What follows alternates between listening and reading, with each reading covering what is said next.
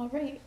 Can you please introduce yourself and about some of your education? Sure. My name is Dr. Jackie Chambers. I'm a doctorate nurse practitioner and I work at Tucson Medical Center in Tucson, Arizona. I have 28 years as a registered nurse, 22 as an advanced practice nurse, and 18 as a nursing leader. My background is in critical care, trauma, emergency services, cardiology, neurosurgery, hospice, palliative care, as well as pulmonology and internal medicine. All right. And how has COVID impacted TMC and the Tucson area so far? Well, Tucson and Arizona became a hot spot similar to Seattle and the Washington area did when the first break came in November and December of last year. A second surge came through in February and continued through January of this year, and Arizona was hit probably twice as bad as the Seattle area, similar to what New York went through. So Arizona particularly lost a large amount of their elderly population, and because of Tucson and Phoenix also being what they call winter vacation spots where the snowbirds come down, there was a large population of elderly here that ended up having to isolate themselves. So because of that, a large amount of the population, there was a higher mortality rate here in the area than you most likely would have seen in a lot of the other states. Are you seeing any successes in decline of COVID rates due to the release of the vaccine? We are. So we have seen quite a bit of success with the vaccinations that came out in December and January of this year. Tucson Medical Center was the first and second hospitals in Arizona to collaborate to give out the vaccines.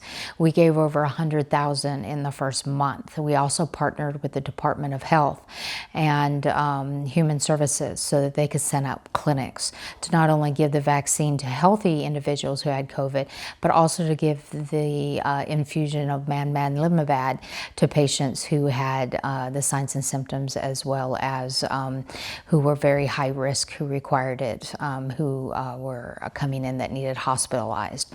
And it was very successful, and it was a model in which the health department came in, saw what we were doing, and then opened up their own clinic within our hospital based on our protocol. So we were very pleased with that. We did the first vaccine, Pfizer, and then we also did the second one. And as of this week, we are doing the one-time Johnson & Johnson vaccines in our primary care.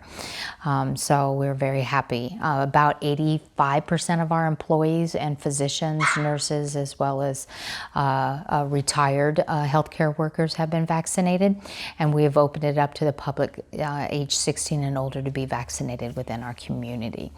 One of the things that we found in the Tucson area is that our hospital grew 300% through the surges. So our ICU increased from beds of 28 to 56 patients.